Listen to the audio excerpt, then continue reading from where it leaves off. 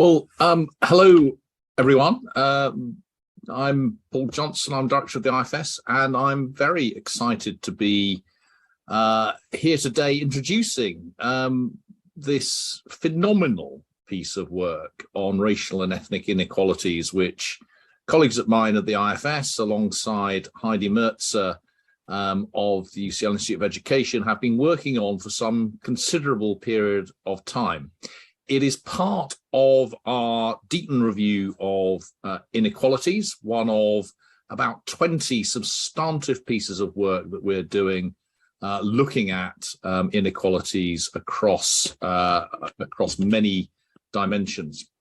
Of those 20 pieces of work, I think this is actually turned out to be the biggest and the most substantive. If you look on our website, you will see a very large, very comprehensive, very detailed report looking at inequalities between the different ethnic and racial minorities in the UK. It's authored by Heidi Merzer and by Ross Warwick. Ross unfortunately left the IFS just a week or two ago, so he's not going to be able to speak today. But we're going to be kicking off with Heidi, introducing the work that they've done. Lucinda Platt, who is one of the members of the Deaton panel and is a professor of social policy and sociology at the LSE, will then follow up, speaking about the chapter. I think Heidi will then conclude. We'll then move on to my colleague Imran Rasul, who is the Director of Research here at the IFS and Professor of Economics at UCL, also a member of the Deaton panel. Who will talk a bit about the experience through COVID and in particular about some of our plans for more work in this area. Before we jump in, I should say a particular thank you to the Nuffield Foundation for supporting this work and for supporting all of our work through the Deaton review. Now, I think Heidi had a little bit of trouble joining us today, but I think she's now online, so I think I can hand directly over to Heidi, and if not, then to Lucinda.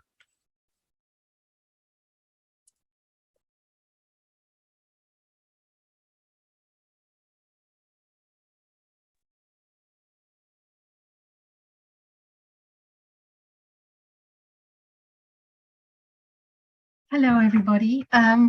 Yes, I'm in Trinidad, and I had a little trouble with my internet, so I'm hot and sweaty and ready to run. It's been a huge privilege to work on this project, and I'm delighted to be here today to give you the results of our findings. It's taken us 3 years, and I would have to say it has been an emotional and intellectual labor of love with my colleague Ross. Not that I'm in love with Ross, but rather that we have together really worked very hard to do what we would call an intersectional analysis. I am a Black feminist by trade, and we do everything intersectionality wise, bringing race, class, gender, generation, all the different aspects of age and everything into an analysis, because we are holistic people living in holistic communities and affected by all these things. So this labor of love also is very personal to me. I'm here in Trinidad. I'm a daughter of the Windrush generation, and it's also I'm related by my daughter to Pakistani communities. So both the Caribbean, the Black Caribbean and the Pakistani issues are very close to me. And I also am mixed race with an Austrian mother, hence the name Heidi. So all of these things have driven our analysis and Ross's analysis into how we can look at inequalities with a new lens. I would also say that what has really been important for me as a social scientist is to work with the very best of economists of inequality, Lucinda Platt, Imran Rasul, Angus Deaton, and many people at IFS that have supported me. And for me, economics was a distant field, and yet I've had to tackle it and bring an understanding of both the historical context of race and ethnicity into this analysis, as well as understanding of the cultural and racial historical differences between groups. So really, the findings are that there is no single story. And we were thinking very much about, when we were doing the press release, how can this be of interest to the press when they love a story that is either good or bad? And this is a story of neither, of continuity and change, in effect, that we see a continuity of those groups that, such as Indians and Chinese, who have come with a particular amount of cultural and educational capital into Britain. Also, we see the changes that those who have been less privileged, such as the Bangladeshis and Pakistanis and Black Caribbeans, also succeeding and doing well through education. Caribbeans may be less so, but that is a complex story, which we will touch upon later. So we have this tension between continuity and change. So the ethnic makeup of England and Wales, well, we are working with the census as it stands at the moment. We know in 10 days' time, it's going to be released, the new census. However, the main groups will not change. And these groups, such as the largest group, the Indian group, have been in Britain for some time, and will also be one of the fastest growing groups. And when we look at the new migration statistics, we can see that. The groups all have a relationship to the colonial past of Britain.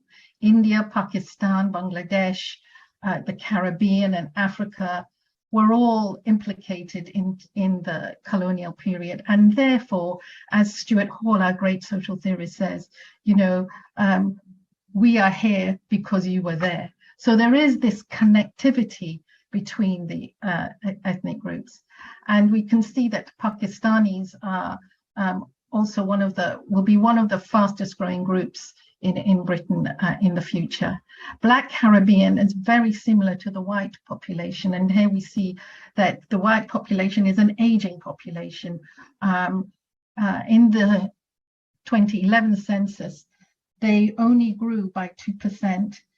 Less than 2%, the white population, and the Black population is similarly an aging population and less likely to grow, but becoming more and more mixed race.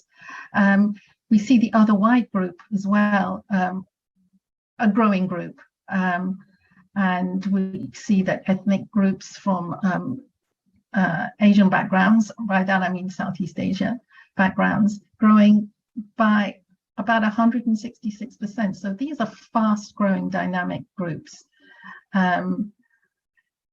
Next slide, please. This is one of my favorite slides in the whole of the report, and I'll tell you why. Because it shows exactly the complexity of what we're dealing with. And here we can see that there are big differences across groups, and some minority groups are doing relatively well, but there are so many different patterns. So for example, if we look at the Northeast, the blue lines, we can see that there might be high unemployment in the Northeast, and also high for Pakistanis and Bangladeshis. We can also see that they have high unemployment as well. But what we can see with the Bangladeshi community, if we look across to wealth, they have very low wealth. And yet, in terms of university entry in the last section, you can see that they are very keen on education and are investing in education. So you see this high unemployment, low wealth, but yet this aspiration to higher education. And then we also see the differences between groups in terms of whether you live in the Northeast or the Southeast. So for me, this shows the power and the beauty of an intersectional analysis, where we could look across the regions that you live in, the effect of that, and the effect of ethnicity on your wealth, and yet, you know, high unemployment, and yet aspirations. Next slide, please. Quickly moving on to looking at education. One of the things that really struck us in this report is the importance of social mobility and education as the key driver for social mobility. So while Indian and Chinese students have an average attainment for a very long time, we see that Bangladeshis and Pakistanis and Black African students have caught up significantly. And this is despite socioeconomic disadvantage. We see, however, that some groups, and this really hurts me incredibly, because I have worked with the Black Caribbean community since my PhD in the 1980s. And, you know, we have worked so hard around issues to do with Black Caribbean attainment in school. And we know the reasons why, and we see particularly that they are very much school-based issues to do with the kind of school you're in and the kind of experience that you have in terms of discriminatory practices within the classroom, and expectations and aspirations and the self-fulfilling prophecy. There are so many aspects to understand that difference. But for Pakistani and Bangladeshi students, we have seen this incredible rise. So you see Bangladeshi, the red line, you know, from 2004 going up to 2019, you'll see the incredible rise in their attainment. And I worked very hard many years ago with the School Standards Task Force, in fact, in the early 2000s. And we put in place what were city challenges and very other initiatives of excellence in schools. And we are now reaping the reward of that 20 years on. Many migrant communities live in cities. In fact, the majority live in cities, and the Bangladeshis, particularly in places like Tower Hamlets, a lot of excellence in schools and, you know, teachers and so on, investment in the infrastructure has actually reaped rewards. And this tells us a big story about this kind of concentration of policy initiatives to lift and raise boats of achievement. Indians and Chinese, there is a story there. So, you know, like I said, there's no single story, but we also see that they migrated with a lot more cultural and educational capital than Bangladeshis, who came from very rural communities, and they have flourished. So we have the Chinese from Hong Kong and various professional backgrounds, the Indians, and sometimes we merge in the data. This is something else which is highly problematic, the way we collect data, but we see the Indians from East Africa who came as refugees with professional and skilled backgrounds, the Priti Patels and the Suella characters, they are of that ilk. So we see that privilege and capital make a difference in educational attainment. Next slide. So here we see this continuing story about resilience.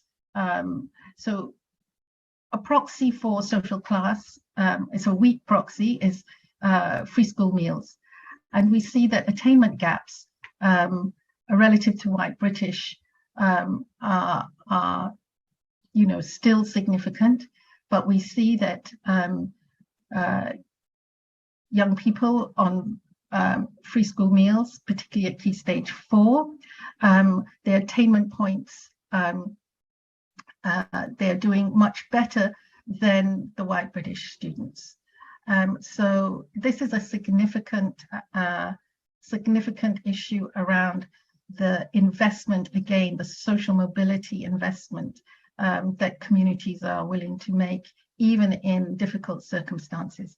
Education, and anyone who has migrated or moved from one country to another will know the power of education, as if you are not networked in any other way, that education becomes the key route. So the resilience here and the commitment to education, we can see this is significant. Thank you. Next slide. So the story continues onwards into further and higher education, and we see that universities, university attendance going on, it's almost like a rite of passage in our communities, going to uni, as we call it, as the next step. However, we see that there are huge gaps in the rising understanding, the rising school attainment. So we are seeing that they have higher university attendance than the white British groups, but the gaps are growing for those groups with that rising school attainment.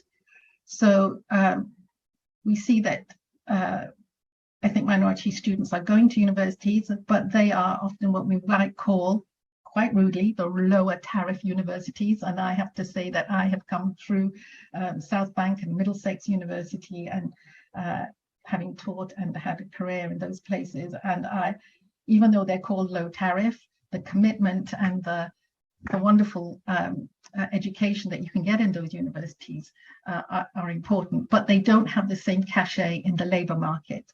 And they're not seen as the same as being in Oxford, UCL, LSE, and all those institutions. So that is a very important issue in understanding partly the story of why, which Lucinda is going to go on and tell us, why we don't see wages and prospects in the labour market equivalent to the university outcomes.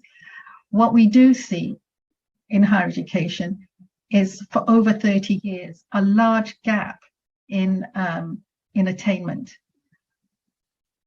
Ethnic minority students, particularly African and Caribbean students, are not thriving in higher education. They often drop out and they don't get the higher grades, the 2-1s or the firsts. This has been a continual problem, and speaks to institutional issues of teaching, of learning, of the subjects that they choose, and a whole range of issues. So again, a big job to deconstruct and understand why we see these differences amongst groups. I'm going to hand you over to Lucinda, who's going to take it to the next stage of what happens in the labour market. Thank you.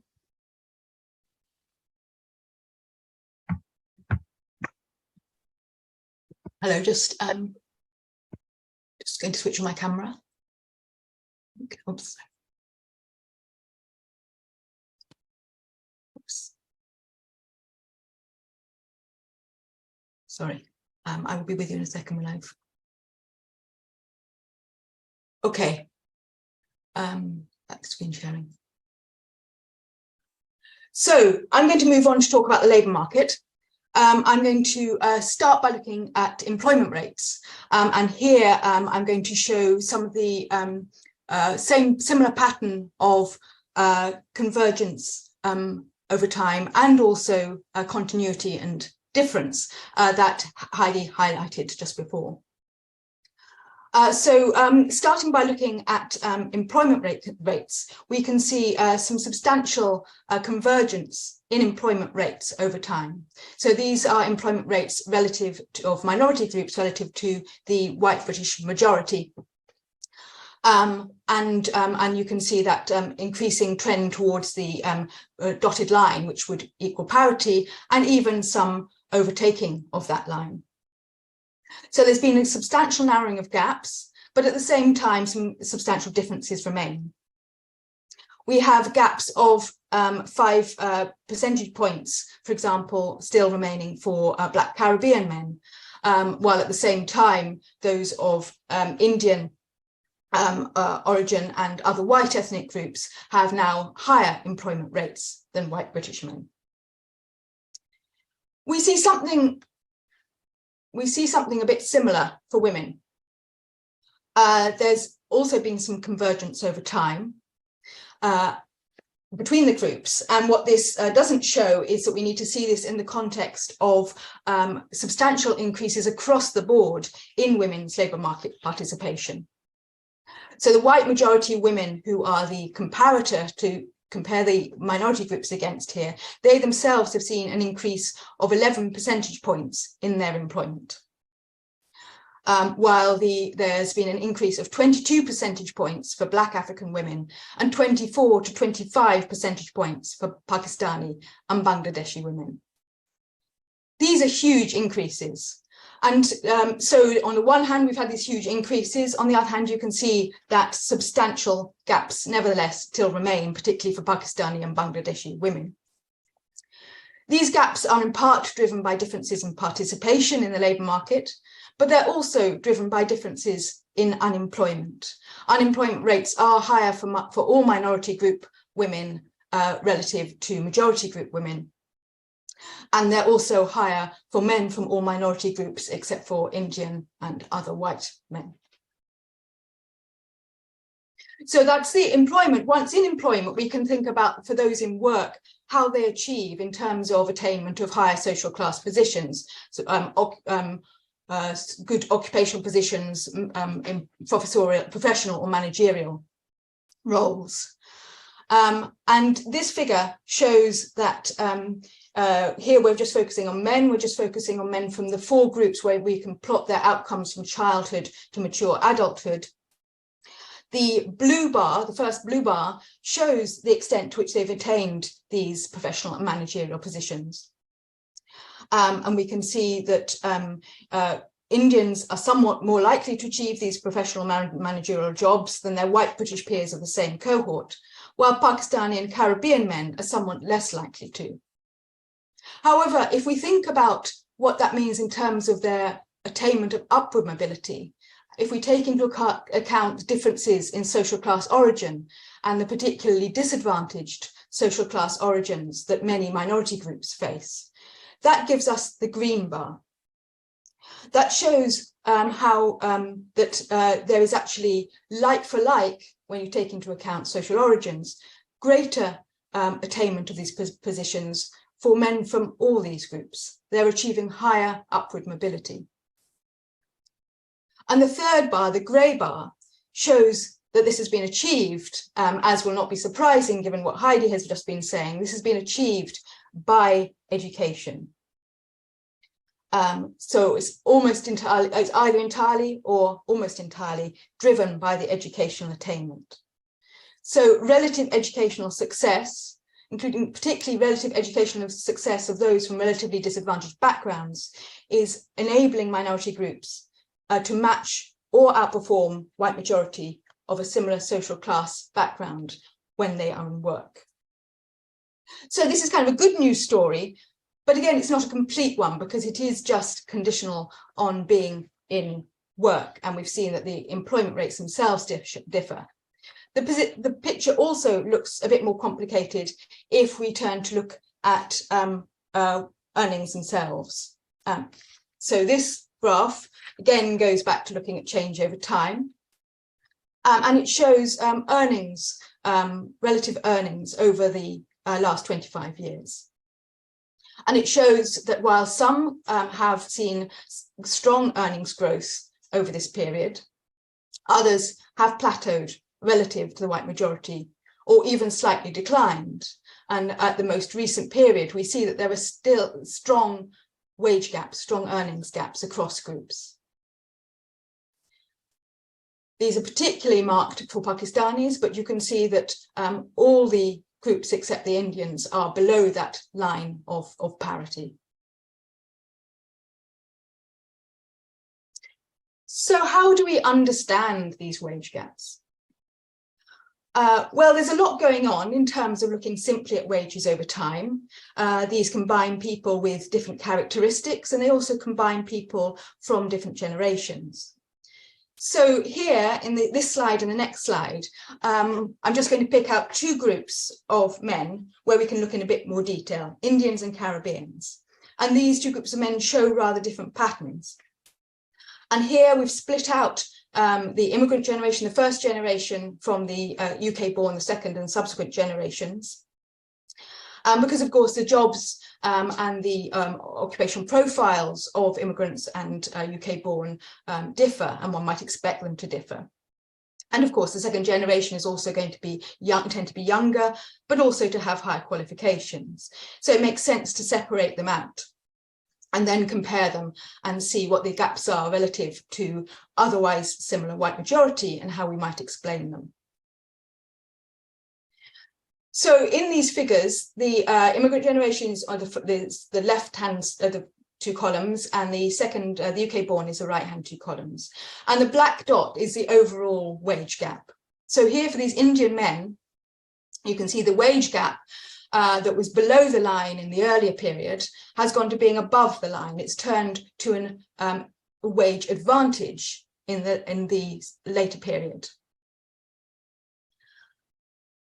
And if we look in particular at the UK born, where the comparison is perhaps more, makes more sense, there are fewer other things that we can think of as going on that differ between the Indian men and their white majority counterparts. We can see that a lot of this change was driven by the fact that the occupations that these Indian men were in the earlier period contributed to their wage gaps, while the occupations that they were in the later period contributed to their wage advantage, took them above that zero line from being associated with being below it. Education, the blue line, was associated with better wages in both periods, but couldn't counteract the overall gap in the earlier period that was driven by other factors. We can also see that there's an unexplained gap in grey. It reduces for the second generation, but it's still quite substantial and means that it brings that black dot down from where it would be if there was nothing that we couldn't explain with all the characteristics associated either with the job or the person that we would expect to affect wages. So this grey bar, there are some things that we can't measure maybe that it includes, but it's also likely to include discrimination in the labour market. This is where we would find that discrimination. If we turn to Black Caribbean men, the picture is a bit different. For Caribbean men, the earnings gap in the form of that black dot has not reduced, or as for Indian men, translated into an earnings advantage over time for either the immigrant generation or the UK born. And again, focusing on the second generation in the two right-hand columns, we can see that what's contributing a lot to this earnings gap, to these wage gaps, is the occupations that Caribbean men are in. So they're not getting into the sorts of jobs that would give them equivalent returns in the labour market that would equalise their earnings.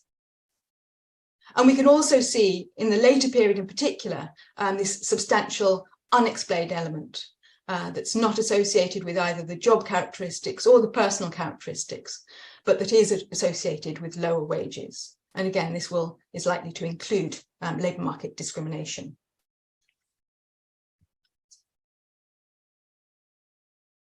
I'm now going to turn briefly to income. While earnings are the main driver of household incomes, particularly among the working age, the income that families and households enjoy, their standard of living, is also dependent on the household composition, the number of other workers in the household, what the other workers are getting in terms of pay, and the number of children and other family members, the number of mouths to feed. So this turns to look at income of the households as a whole, and has split the incomes into five. So if everybody had the same income distribution as the average for England and Wales as a whole, then you'd see them all have 20% of their own group in each of these fifths. What we see, of course, is something rather different. There are very different shares in particular in that poorest yellow section. Though again, there's also been change. You can see for the Bangladeshis in particular, for example, that while over 70% were concentrated in this poorest fifth. In the earlier period, this has reduced to just under 40%, even though that's not quite down to the 20% that parity and equal distribution would suggest. So whether you interpret this as a continuative disadvantage or a change in terms of greater equalization depends partly on perspective, but I think both things are going on. This theme of continuity and change is very apparent in these figures. And at the same time, looking at the opposite end, among the richest fifth, there have been few gains. To some extent, Indians and Chinese have increased their share in that top 20%, but the other groups, there's been very little movement, very little representation among these highest incomes. And this takes me to the final stage, where I look at slide that I'm going to look at, which talks about wealth. And we see that there is a very uneven pattern of wealth holdings consistent with those differences in income. Of course, wealth is linked to age. People accrue more, accumulate more as they grow older throughout their lives. And wealth is also associated with migration in the extent to which it's harder to accrue pension entitlements, it's harder to accumulate assets if you are a migrant arriving. It takes time to build those up, unless you already bring them with you. And of course, there are some very rich migrants as well as some poor. But what we see here is that there is an overrepresentation for many groups, again, in this bottom fifth of the wealth distribution. And some households have very small amounts of wealth altogether, including, for example, in housing wealth. We often think of housing wealth as a prime source of wealth. And here, Black households have net zero housing wealth, so they don't have anything that they can pass on to the next generation. Now, if this is partly about age and partly about change across generations and things will evolve, should we be worried about this? Well, we know from other research that the role of wealth and inheritance for the life chances of current younger generations and for the next generation has increased. Wealth has become more salient for life chances overall. And so these differences in wealth may be critical for the well-being of future generations. And I said this was going to be my last slide. I also wanted to also draw attention to something that I think Heidi will pick up in her concluding comments, which is that on the one side, we're not seeing the wealth holdings that can protect against shocks or disadvantage in the next generation. On the other hand, we are seeing very high rates and very differentially high rates of child poverty for some groups. Rates of poverty, which is likely to put at risk of worse outcomes. So despite all the positive story around education, I think there are some aspects of concern here. And we can see here that while the extraordinarily high rates of child poverty faced by Pakistani and Bangladeshi groups in the mid-90s have declined, they haven't continued to decline. They've plateaued since around 2010, and we aren't seeing further declines. And we know that poverty is a high risk for worse outcomes in later life. So looking to the future, these combined factors of child poverty and lack of accumulation of wealth are possible concerns for the future. And on that note, I'm going to hand back to Heidi for the concluding comments.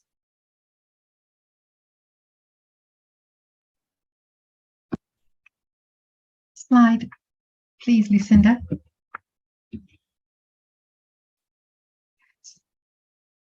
So what are our main conclusions and points for you to take away? And I'm hoping that a lot of policy people and academics listening and activists.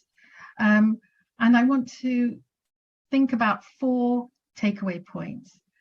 And I call the first one the danger of a single story. And this is based on a fabulous essay and TED talk by Chimamanda Ngozi Adichie. She has done this fabulous discussion on the danger of a single story through her own life, where she made assumptions about the poverty of people that worked for her as a middle-class Nigerian, and realized that actually they lived complex lives, and that the power of literature and the power of politics to define others in very bleak and difficult ways. For example, she said that she had listened to the news and was about Mexicans, and then she went to visit Mexico, and she was just shocked at the complexity of those societies.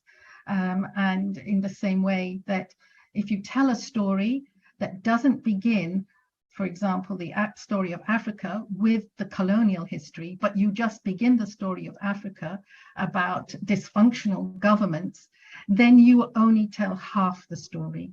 So I do think the danger of a single story is something that we've carried throughout this report. And that when we have terms, and we spent quite a lot of time looking at the way we should define ethnic minority groups, and terms such as BAME, Black and Minority Ethnic, how these are often unhelpful and misleading. Because if we look at the complexity, we can see that ethnic minorities as a group are really the global majorities in the world. They are also come with different cultural and educational capital, Indians and Chinese, very different than I said before, the rural communities of the Bangladeshis and Pakistanis who came to work in particular industries, and the Caribbeans also particular industries of servicing the British economy through the cotton mills, the clothing industry, the restaurant industries, factories and transport, and the NHS. So these are different kinds of jobs and different kinds of groups. So BAME, to lump people all together and say, well, you know, Black minority ethnic communities are doing well or not well, is problematic.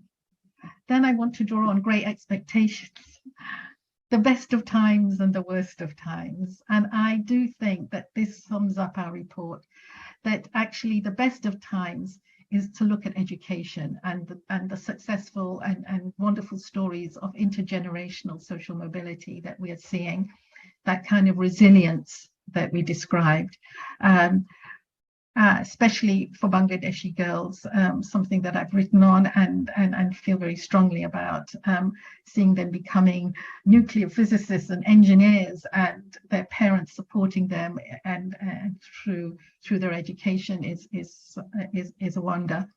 And many all are doing well, except for we are seeing this dip in the Caribbean community. So we do see that it's the best of times, but then, you know, educational success is central to the labour market achievement. We know this. This is the lever which we use to climb up and into progressive professions and give back to the communities that we belong to. However, qualifications are not equally rewarded, and we still see, as Lucinda said, gaps in employment, wages and professional advancement. And this very much speaks to a part of our report around discrimination, and actually the need for more work around how discrimination works in the labour market and through wages and professional advancement. We do have, we spent some time in the report looking at anti-discrimination legislation and whether or not it can work and whether or not it has worked, and that the jury is very much out on that, even though it's been coming on to 65 years of legislation. It hasn't really reaped the rewards of equality in the labour market. And we also see that discrimination is still happening in terms of jobs. We looked at the hiring, you know, everything from names to your background, whatever. And we know that there are fabulous reports like the Parker Review and the Ruby McGregor Review looking at the discrimination, calling for you know, the opening up of the FTSE 100 and, you know, people in boardrooms not being diverse. These are still big issues. Then the worst of times. Lucinda said it all about the shocking levels of poverty for some groups. Bangladeshis in particular, over 52% of Bangladeshis are in poverty, their families, and over, I think it's 67% of their children are in poverty. That is shocking, that is shameful, and it's something that that has to, you know, policies have to address. Child poverty in these communities, and as we saw with the free school meals, they are still there, still struggling. Caribbean men, this is something that I think is probably one of the most shocking things in the report for me, the way that they are not thriving economically and have zero housing, average zero housing wealth. Here is a community that for, you know, have been here for 75 years, the Windrush generation, and yet they are not thriving. They are stuck in jobs in which they don't have professional advancement, and they are often, and now, particularly with COVID, we have seen that they're actually a disappearing group. And I think for me, that is, it's worse than shocking, and it should be something Britain should be ashamed of. And then we see multiple disadvantages were amplified during COVID.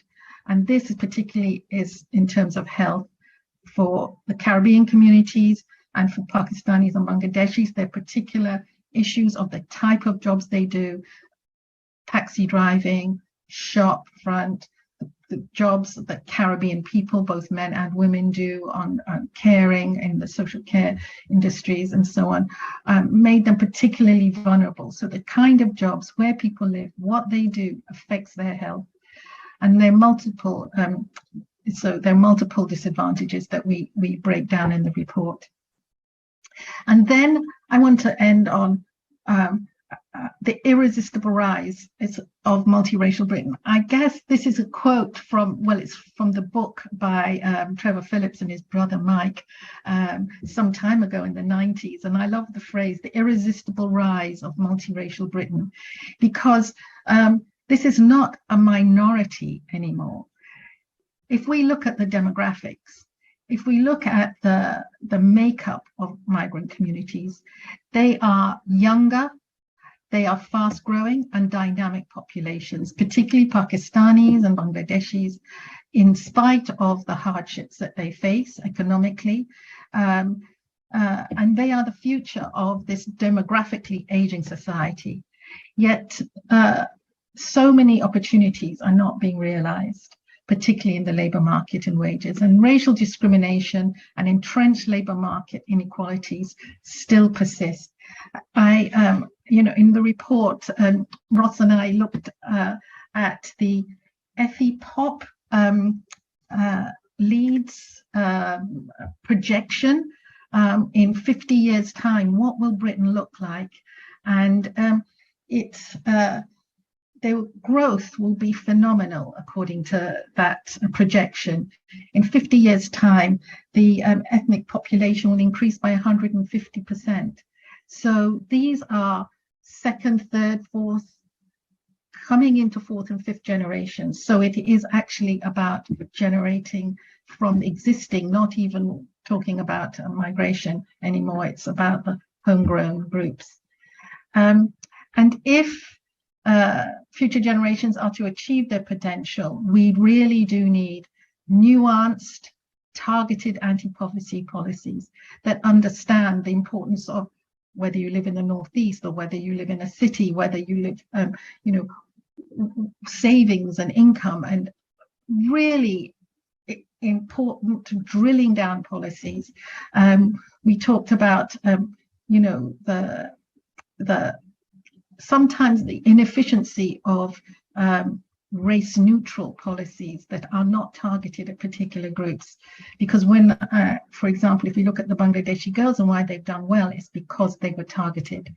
Then there is also political and professional representation. We did a large section in the report looking at how do we get voice, how do we get change, and to what extent is political representation a key issue. And minority ethnic groups are much less likely to be registered to vote. And I know Operational Black Vote, Simon Woolley has campaigned long and hard for, is an important aspect of actually gaining that voice and getting change from within. Thank you very much.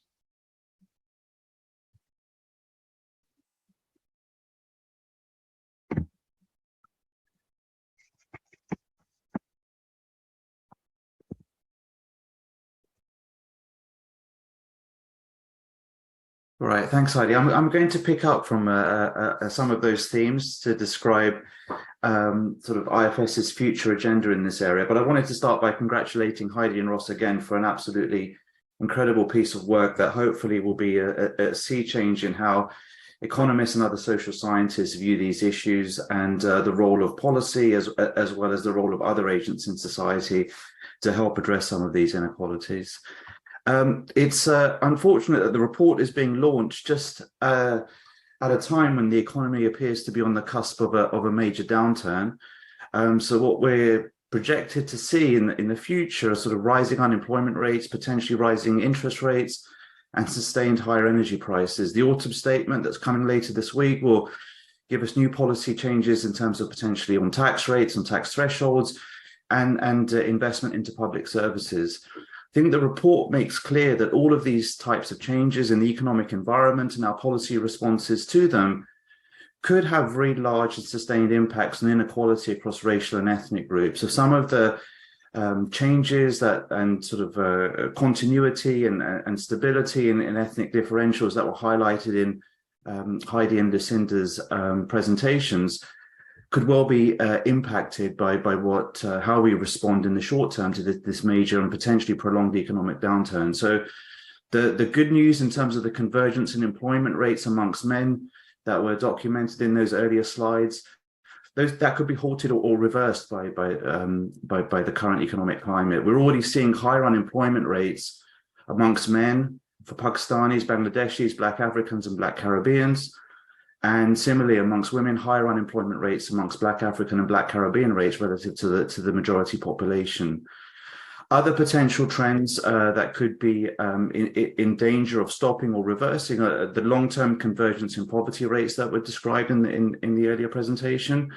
Although those obviously remain very wide, they could well be halted or reversed altogether, depending on how we respond and the nature of the economic shock the country is about to face. And again, something I'll come back to a little bit later in terms of rising interest rates. Home ownership rates vary tremendously across different minority groups, where we have very high rates of home ownership amongst Indians, even higher than amongst white British, with Pakistani households not being that far behind. But home ownership rates are just far lower for Black Caribbean and Black African communities. Then just despite having been here for generations, those groups are just not able to get onto the housing ladder. And that has big implications for their wealth that I'll describe a little bit later as well.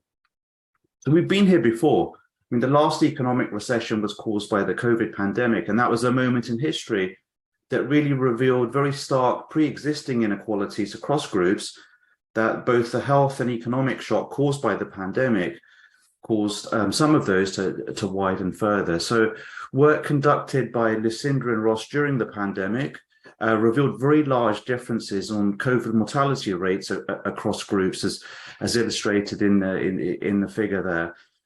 And those wide differences in mortality rates due to COVID during the pandemic are not very easily explained by differences in age across different groups or differences in their geographic location.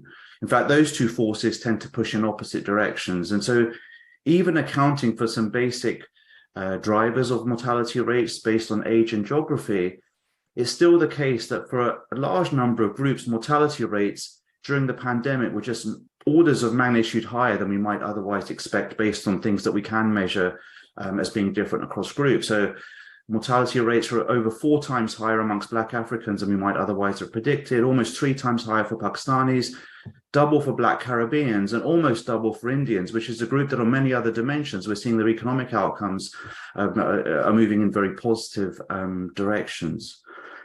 And so what the pandemic revealed is that, there are very stark underlying differences in health inequalities amongst some of these groups. So it's been documented during that work that there are big differences in rates of diabetes or cardiovascular disease that may be contributing to greater vulnerability to the type of shock that we observed during COVID. At the same time, there's a concentration in key worker occupations in both health and social care amongst certain groups. Black Caribbeans, Black Africans, and Indians are overrepresented in those types of occupation. And risks at home, sort of compounded differential risks in the workplace environment. And those risks at home also varied across groups because of very stark differences in household structures across different ethnic minorities. So, for example, South Asian groups tend to have larger household sizes and a higher number of residents per room, and they're much less likely to reside in single-headed households. So the figures at the bottom just illustrate some of these differences.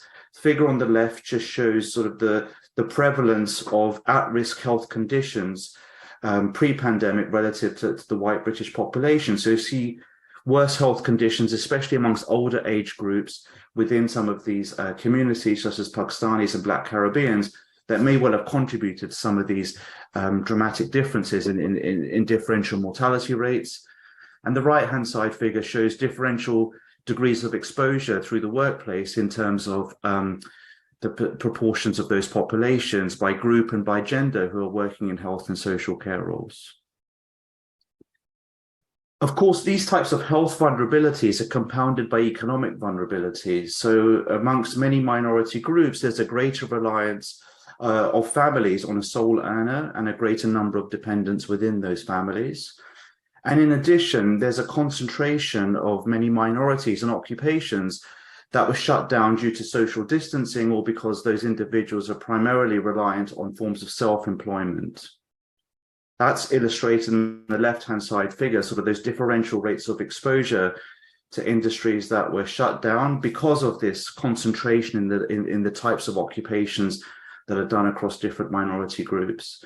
And the right-hand side figure just emphasizes that many groups have very low holdings of liquid financial assets, so high degrees of economic vulnerability and the ability to cope with a sudden sort of break in all forms of earnings coming into the household. So I've just highlighted on the right-hand side figure sort of the share of households, say, in Bangladeshi or Black African communities that are able to sustain out of their liquid savings to replace, say, 6 months worth of earnings or 3 months worth of earnings.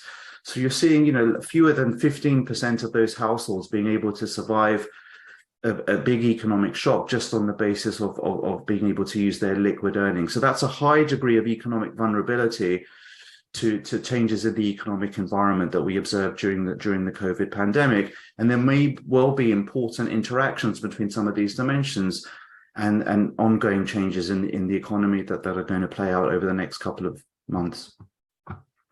Of course, thinking about the past, present, and future in terms of the very long-run drivers of persistent inequalities across groups, those are often, best captured by differences in wealth, which, as I'll come back to, can be thought of as a sort of key determinant of enabling households to be socially mobile and move up the ladder of opportunity across generations or even within the lifetime of the same individual. And this goes back to a figure that I think Lucinda mentioned before, which just shows the distribution across wealth quintiles by ethnic group, by the ethnic group of the household head in Great Britain. This is a slightly simplified version of the figure that Lucinda showed, and the first set of bars just show amongst the white British majority population sort of an almost equal distribution of households across those 5 quintiles as we might expect. Just two further points I wanted to emphasize from this. When we look at the distribution of households across these wealth quintiles by ethnic group, we do see both positive and negative stories emerging. We do see, for example, amongst Indian and Chinese households, a relatively large share of households moving into the third and fourth quintile. We're seeing that emergence and entrenchment of middle classes amongst Indian and Chinese groups. If we focus in on the very top quintile, who's making it into the top 20% of the wealth distribution, there's a non-trivial share of Pakistani and Black Caribbean households actually making it all the way to the top. Where there's a complete lack of households or those kinds of role model households from certain groups is that amongst Bangladeshi and Black African households, there's very, very few households who are managing to make it all the way to that top. That's going to emphasize something that's sort of a recurrent theme in the report, that there are not just large differences across groups that are often emphasized, but increasingly these groups are pulling apart from each other as inequality within groups seems to be changing a little bit over time as well. And that's something I'll come back to. And just to pick up on a point that Lucinda mentioned, I mentioned right at the outset in terms of being able to get onto the housing ladder, the sources of wealth differ tremendously across different ethnic groups, and this is really brought to the fore in the report. So the primary form of wealth that most households have is embodied in their housing or their property. So just to give you a sense of the differential magnitudes here, the median white British household has about £115,000 in sort of embodied in property wealth. The median Black household has none. Okay, so the majority of Black households essentially have no housing wealth. They're just not getting onto the housing ladder, despite them having been in the UK for generations. Pakistani and Indian households, on the other hand, have median property wealth even greater than the white British. So housing differentials are very important to understand some of those wealth differences that we're seeing across groups. But the other main source of wealth inequality comes from private pensions. And here, median holdings amongst white British households are around about £80,000, and that's twice that of any other group that we observe in the UK. And indeed, if we look at Pakistanis, Bangladeshis, Black Africans, and Chinese, they have median pension wealth less than £5,000. Now, that's partly driven due to them having lower participation rates in private pension schemes due to the types of work that they do. And so this creates an interlinkage between opportunity in the labour market and wealth holdings that households have. So, for example, we know that, as was revealed during the pandemic, there are very, very high levels of self-employment amongst Bangladeshi and Pakistani households. That means that they don't have access to private pension wealth. And that's part of the reason that form of wealth is so low amongst those groups. So clearly a lack of wealth creates economic vulnerability for households during economic downturns. But it can also lead to an accumulation of disadvantage over life. Households having less wealth may mean that they're less likely to want to take various risks or innovative behaviors at various key stages of their lives or their children's lives, whether that's with regards to particular educational choices or particular choices of where to reside or particular occupations to try and enter. The lack of wealth can also prevent family members helping each other when some family members are faced with particularly hard times at work. And so we know amongst the majority population, there's this phenomenon of sort of boomerang kids, or kids who have poor outcomes in the labor market, being able to rely on their families to support them, get them back on their feet. Perhaps that dynamic is just very, very different for some groups where wealth holdings are much lower. And of course, having wealth provides security for all households during their old age. As Lucinda mentioned, sort of wealth is very sticky. And so we really think of this as sort of treacle in the system that both allows intergenerational inequalities in wealth to persist as wealth gets passed from one generation to another, but also might be slowing down the mobility of some groups who lack access to wealth and therefore have to change their behaviors at given moments in time, but also in some of these key transitions that people make from being born into education, from education into work, from work into retirement. So in terms of IFS's future direction, what we'd like to do is really use Heidi and Ross's report as a foundational sort of bedrock, and then trying to move beyond documenting these stark differences across and within groups to try to understand what might actually causally explain some of these differences, the role of policy, the role of other actors in society to address some of these differences. As Heidi mentioned, the report makes clear that there's no one single explanation, no magic bullet that's going to resolve all of these differences. The data repeatedly shows there are subtle variations in outcomes between groups that look very similar on some other dimensions, such as their skin color, where they reside, the age differentials across groups. And groups, as was mentioned before, have very different historical patterns of migration to the UK. They have different levels of skills, both across groups and within gender, across genders within the same group. But one phenomenon that we observe for many migrant groups when they first enter the UK is this notion of occupational downgrading, where the occupations they take up don't necessarily reflect the skills that they have, and only a very slow progression back up into occupations that are more aligned with the skills that they arrived with. So we plan to address the issues that are raised in the report using an array of new data sources, and these include both new household data, new administrative data that's become available, as well as engaging in primary data collection. So in terms of the household data, there's some new data sets that are available that allow us really to look at family behaviors at key stages of child development, the way that parents are investing into children, the formation of expectations and aspirations and advice given to those children. We're hoping to do continued work to understand wealth gaps and wealth transfers across groups, and use administrative data to look at entry into jobs, career progression, conditional entry into particular occupations, to use linked administrative data across the life course to look at transitions from school into higher education and work and how they're differential across different minorities, as well as some exciting new data that links education and crime outcomes to look at whether the education system and sort of a lack of labour market opportunities may be driving some of those dynamics for some groups. And in terms of primary data collection, we have plans to engage in audit studies to really try to understand whether discrimination at hiring continues to exist and how that relates to differences within firms in terms of career progression of minorities. So whether it's the same set of firms that might be engaging in both behaviours at the point of hiring workers, as well as sort of promoting and retaining those workers later in life.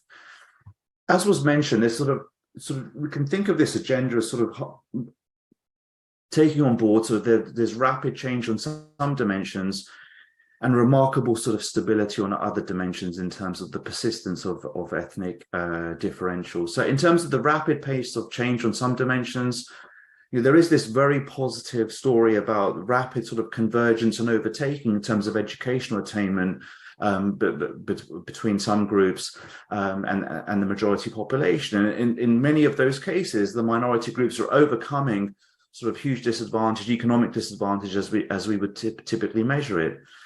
And despite these strong flows into university education, it remains the case, as highlighted in the report, that minorities are not necessarily reaching the highest tier of universities. And there are potential achievement gaps at universities once they're there. That sort of opens up the scope to think about policies maybe instigated by universities in terms of how they actually recruit students and what support that are provided to them to make sure that they get the most out of those opportunities.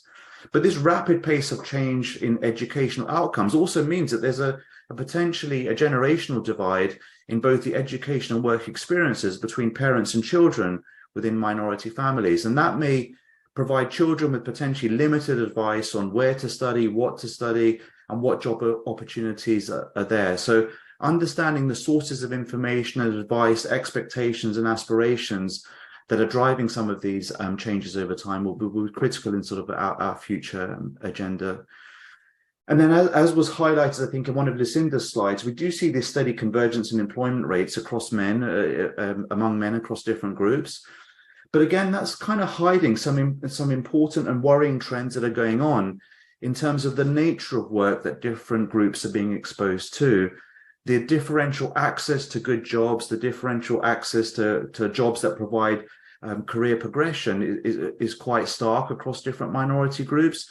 And as I mentioned before, there's a greater reliance on self-employment and part-time work amongst some groups, And so they're going to be differentially impacted by policies that increase sort of labour market flexibility, given that they're concentrated in certain types of employment. So it's very important for us to try to understand the link between skills that individuals acquire, how they're searching in labour markets, how they're meeting with firms, and what's happening within firms in terms of progression up the career hierarchy. Again, opening the scope for firm-side policies to potentially play an important role in narrowing some of these gaps. The figures at the bottom just show you for some key professions that we might think of as aiding social mobility, whether it's entry into the NHS, the police, teaching profession, or the civil service, differential rates of entry into those professions by different minority groups. And so here we're seeing that in terms of entry into some professions, such as the NHS, sort of Asian and individuals of Black Caribbean or Black African backgrounds are entering those types of professions at a greater rate than the white majority population, but we're just not seeing them advance to the top tiers of those professions. This just shows you the share of those groups who are in senior roles amongst those various sectors. So with the exception of sort of Asians reaching the very top of the NHS, most other minority groups are falling short, even for those types of careers that we think of as being very important, and they may be overrepresented at the point of entry. And then there are a set of very stark, persistent inequalities across other dimensions that continue to affect second and later generations. This is not just a simple story of a lack of assimilation. One stark sort of change that we see just not occurring is in terms of women's labour force participation rates, say amongst Bangladeshi and Pakistani women. But the other sort of stark persistence in inequality that we observed that really sort of jumped out to me from the report was in terms of school exclusions. And so this just shows you over the last 10, 15 years, school exclusion rates by different minority groups. And so the red and yellow lines there refer to Black Caribbeans and white and Black Caribbeans. It's not just that their school exclusion rates are far higher than other minority groups, but that's always been the case for the last 10 or 15 years. That just simply hasn't changed at all. And so, a set of very important questions for us to try to address in our agenda is, why do we observe such rigidities despite big changes in labour market conditions, big changes in educational policies and resources targeted towards particular schools? And this points to the investigation of the role of potentially more fixed factors, such as a lack of role models, norms, and stereotypes that might be leading to these very persistent inequalities that just aren't changing much despite big changes on other dimensions. And finally, to pick up on Heidi's last point, the report really highlights the emergence of new dimensions of inequality. As we're probably going to see in sort of the census release by the end of the month, the UK continues to become increasingly diverse. There's an increased sort of share of other white minorities, but also a rise in mixed race families. And mixed race families, even within them, there's lots of variation. If you're mixed between two groups, A and B, that could still be differential depending on your mother-father combination across those races. So there's a very important set of issues to look at there, given those underlying trends. And so all of this, as well as sort of increased inequality within groups, may well lead to changing notions of identity and the importance that individuals place on their ethnic background, say relative to their work, their family, their education, their political beliefs, and their gender. And so that's the last figure that I just wanted to highlight, which shows you 4 different groups. What are the characteristics on which they most sort of self-identify? And so unsurprisingly, for most minority groups, they're much more likely to identify with their ethnic background relative to the majority population. But we are starting to see an emergence of some groups, such as those of mixed ethnicity and Chinese groups, also being more likely than the majority population to identify with their profession or with their educational classes. So the whole notion of which groups individuals seem to most identify with is something that's very fluid and interacts with all of the other elements that we've described in terms of changing education, changing labour market opportunities, and ultimately changing positions in the income and wealth distributions. Okay, thank you, and congratulations again to Heidi and Ross for a fantastic piece of work. Well, thank you so much to Heidi and Lucinda and Imran. Heidi and Lucinda, yes, here you are. Fantastic. Now, I should have said at the beginning, but everyone seems to have realised anyway that the Slido app is there to allow you to ask questions and indeed for vote for questions. And I'm largely going to be democratic in asking questions from the top of the list, but not entirely from there. So right at the top is a question about differences, intersectionality between ethnicity, poverty, employment, and family type, and in particular, lone parents. So Heidi or Lucinda, do you want to say something about the role, I think, particularly of lone parenthood in the differences between the economic experiences of different ethnic groups? Shall I kick off and then Heidi can chip in? Yes, so I think it's a really good question. I mean, family type is clearly important for risks of poverty, not only the number of children you have, but also whether you're the sole potential earner or the sole parent. So it's a slightly complicated story, and that's, I suppose, why the question is very apposite, because rates of lone parenthood themselves vary a lot across ethnic groups, being higher among Black Caribbean and Black African families, and lower amongst Pakistani and Bangladeshi families, though not negligible then, but just lower than the average. But also mothers who are Black mothers who are lone parents also more likely to be in work. And so there is some protection against the risks of poverty by being in work, even though that doesn't always translate into escaping poverty. So there's the extent to which you're likely to be a lone parent in the first place, which has implications for poverty, and then the extent to which being a lone parent you're likely to be poor. And there are differences in both of those across ethnic groups. Does that give a start to the answer to that question? Do you want to add to that, Heidi? Yes, we do have a section where we talk about the differences in family makeup and constitution. And one of the things that has come through a lot of the work that I've been doing previous to this report is looking at the constitution of families within the Caribbean community.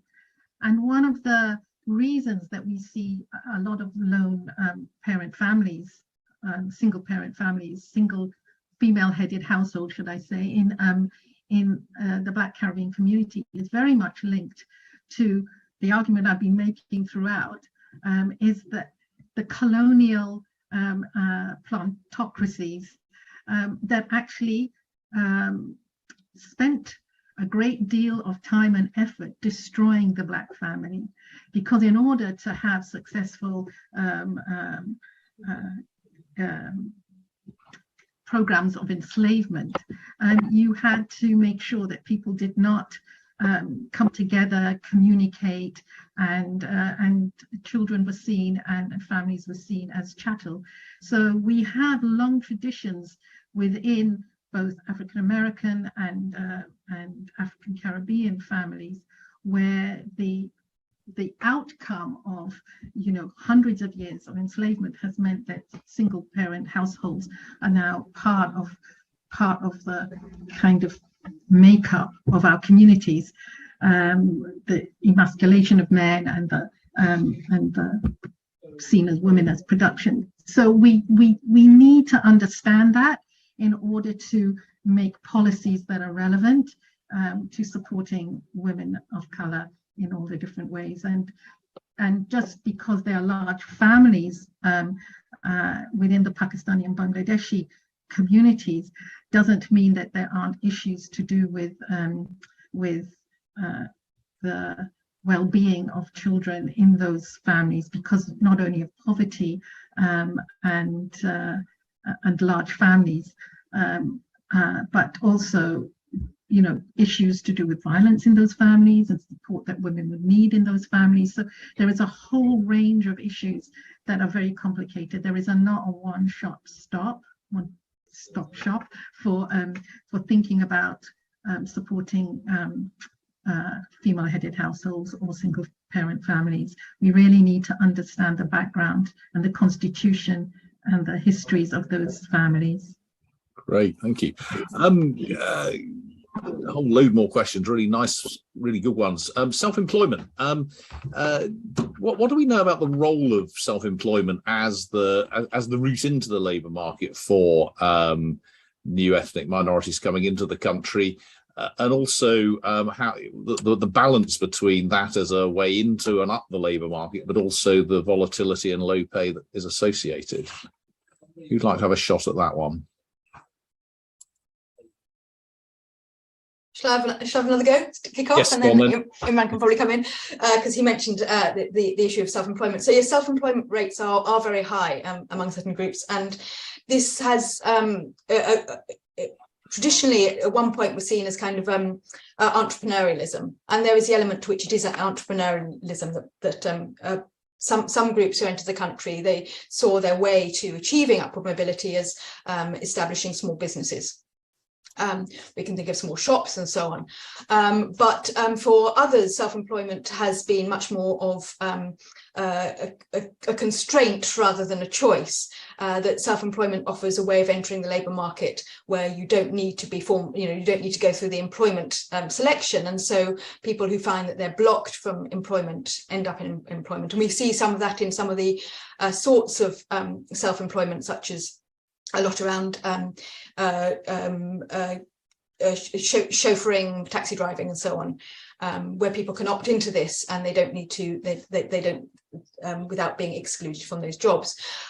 These can be ways of accumulating resources, but they are often vulnerable in many ways, partly because people are not in the are missing out on safety nets often. Imran talked about pensions. And also we do see some persistence across the generations as well. So there were quite marked differences between what the occupational profile of the immigrant generation and the occupational profile of the second generation. But again, there are also continuities and patterns. Rates in hospitality and rates in, for example, taxi driving are marked continuities, even if they reduce in the second generation. So the extent to which, so I think it's a picture of both. You know, self-employment can be a route in. And it's been a route in also by what particular occupations have been marked as being self-employment, even when we might not think of them as traditionally so, like in the construction industry. Some jobs in the construction industry, for example, provide ways into paid work that have been accessible to employees, for example, from Europe, even before the expansion of the European Union, but also they can be in some ways dead ends, options that are chosen because there's no alternative, and to that extent they don't provide opportunities, and to the extent that we see them in the second generation, they're more of a risk, I would say, as an occupation than a choice. Those who invested in entrepreneurial activities don't want their children to be accountants. They don't want them to have small businesses, I would say. Right, let's thank you. Let's move on.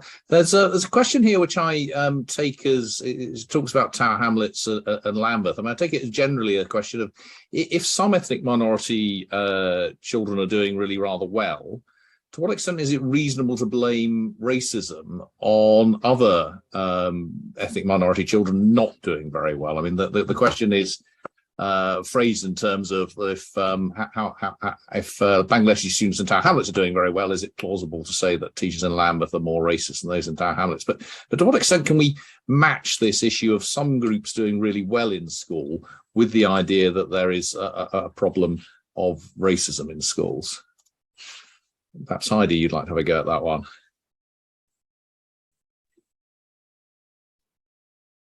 The example I gave of the Bangladeshis in Tower Hamlets doing well is specifically about the way those schools were targeted for particular funding, very high paid teachers, head teachers and so on, a great deal of investment in the infrastructure.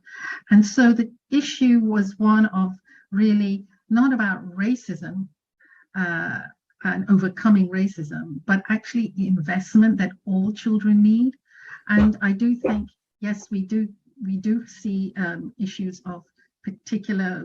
Imran showed the slide of the exclusions in school, and the way that they have been consistent for Black, Caribbean, and mixed race young people for 20 years. So there are issues of race in particular schools. We do know that policy has outcomes. So, for example, academies and very competitive ideas of league tables, when they were once introduced into schools, we saw the rates actually increase of exclusions because problematic children were seen to bring down the league tables. So policies have effect, and I think that is an important issue. And one of the other slides that Imran showed was about the teaching profession. And that's something that I've been involved in very much in my time at the Institute.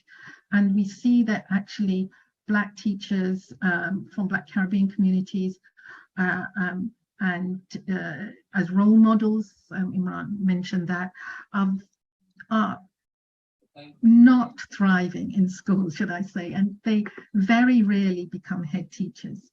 One of the things we looked at in the report was the professional breakdown. I think Imran showed that slide. And, the teachers become deputy heads, but they often don't become head teachers. That's still very much the domain of white males. So that racism is complicated. Yes, there is face-to-face racism, maybe in the classroom, but actually there are bigger and wider levels of understanding the way that race and discrimination operates in and through schools. And I think one of the issues that we didn't cover in the report, but my other work covers, is the issue of decolonizing the curriculum. And I know this is a hot potato, but I do think that's very important. If you're going to engage young people, particularly young Black people, young Asian people, Indian, Pakistanis, and so on, you need a curriculum that reflects their history, their knowledge, and global knowledge. We move towards this island story that Gove introduced a few years ago, and we're not, and the focus on World War II and the Tudor kings and queens, but we don't know anything about our colonial histories. We don't know about the extraction of resources, how that's led to climate change from the colonial times to now, and all of that is really important for young people. And my colleague Tony Sewell, who wrote the Sewell report, I was privy to looking at his PhD thesis, and that's exactly what he said. He said that actually to engage with young Black boys, you have to have a curriculum that actually speaks to them. And that is very much the work of Paulo Freire. We know, the Brazilian academic who said, an activist who said that we actually need, education to be meaningful for groups to actually want to invest, not just for credentials, but actually in terms of their identity. So racism is a many splendid thing to talk about. It's not just about direct discrimination, but it's these indirect ways that actually not recognizing difference and diversity in the classroom has effects. Well, just to follow up on that many splendid issue, as it were, there's a couple of really quite interesting questions here about identity and surveys, which I find fascinating. Well, there's one really asking, how would you change questions in the census or in others to get hold of a sense of what people's ethnic identities are, which is really interesting. And then there's a sort of even more sort of big picture one, which is how can you expect, given this is such a complex thing, how can you expect anyone to give a simple answer to such a complex question about what their ethnic identity is? I suspect I'm looking at you again, Heidi, but it may be that Lucinda wants to come in, I'm sure. I could give you my top picks for the questions I would get rid of. So the question I would get rid of is a question on mixed ethnicity. Not because there aren't lots of people who have mixed ethnicities, but I think it's a very badly constructed question. It allows people to select pairs which all go with white, and then to be other. and we know that people don't particularly like being other. So research I've been involved in, and that others I know have done, has indicated that actually the response of those who have mixed heritage, have parents of different ethnicities, is not very high to that question, casting doubt on its utility. It was these questions are always a balance, and I think it speaks to both of those questions that have been raised, between kind of acceptability and telling us something that's useful about what we want to know.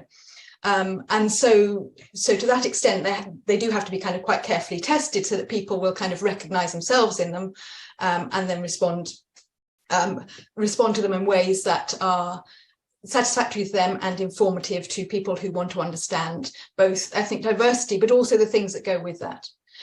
So in terms of, I think categories are useful to the extent that they do reveal difference. And we've seen some of the huge differences across ethnic groups, and how even the ones who in past research were often clustered together, like Pakistanis and Bangladeshis were often grouped together in previous research. There are big differences in their experience in terms of where they live. Imran talked about wealth holdings. We can look in terms of social mobility outcomes. So these different categories, they don't only reflect different histories and different countries of origin, but they also reflect different outcomes that are meaningful and salient for their experiences. So to that extent, these categories are useful, I think, even if people are not fully invested in them, but only to the extent that people are still nevertheless content to answer them. I'll stop there, and I think probably either Imran or Heidi probably got things to add to that. No, I mean, in terms of using the existing data, which does ask people how they self-identify across these categories, I think an important aspect to try to understand is how substitutable is ethnic identity versus other markers of your identity, such as your economic position, your educational qualifications, how much you associate with your family rather than a wider group. And so hopefully we can go back and use some of the existing data with all the caveats that Lucinda mentioned to understand how fluid is identity, how important is the role of ethnicity, does it respond to changes in economic circumstances, either becoming more or less salient in good and bad times. And I think that'll be very important for thinking about how to frame discussions and questions that we can ask going forward. Great. I'm going to wrap up with a final question, which is a lovely question to Heidi, which says, Heidi, you're in my inspiration, it says, from Ibrahim Mohammed.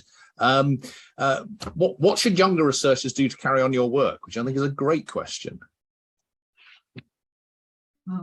Well, maybe a young. It's a lovely question. Thank you so much for saying I'm a role model. But I am continually inspired by my students and the younger generation. They just give me so much hope, and that's why I think about the irresistible rise of multicultural Britain. And wouldn't it be wonderful if we didn't have to have categories?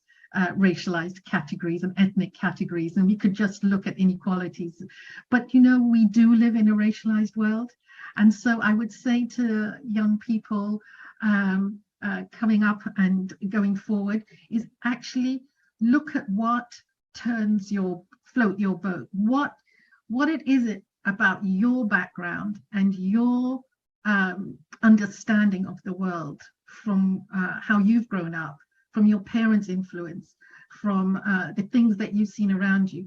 What is it that you recognize and that you see that other people don't see because of the uniqueness of you? And study that and hone that, because that's what I've done, coming from such a diverse background. I've taken bits from my father's Caribbeanness, my mother's, whiteness, my own living in Britain, and I pulled that together.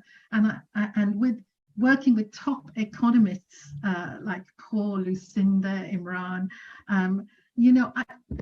they've just opened the door, because I was really kind of negative about censuses and population studies and the ONS. Why are they such rigid rigid categories? And at the end of the day, we need it, because we can't measure inequality without it. It's a double-edged sword. We need categories in order to understand inequalities. So we have to take the good with the bad, but start from where you are and know that you have something to say. I wake up every morning, and even coming into this session, I was nervous and I said, I have something to say, and you have something to say. Thank you very much, Imran. Thank you. Well, that's a wonderful note to finish on. You've got something to say, so say it. And I think that's a lovely way of thinking about what we all think as social scientists, having done the work that we do, that we, I hope, have something valuable to say. And we have through, well, I know that Heidi and Lucinda and Imran today have had some incredibly valuable things to say. There's an enormous amount of valuable information and research in the publication that's up on the IFS website. So do take a look at it and put a little time aside, because it's quite large, but worth every minute. We're not stopping here. We, as this area over the coming years, if there are people listening who'd like to be engaged in that, do let us know. And there are more outputs from the Deaton review coming out over the next month or two as well. So thank you to everyone. Thank you to Lucinda, to Heidi, to Imran. Thank you to everyone for listening, to Greg and the team for putting this on. And we hope to see you all again soon. Thank you so much. And we hope to see you all again soon. Thank you so much.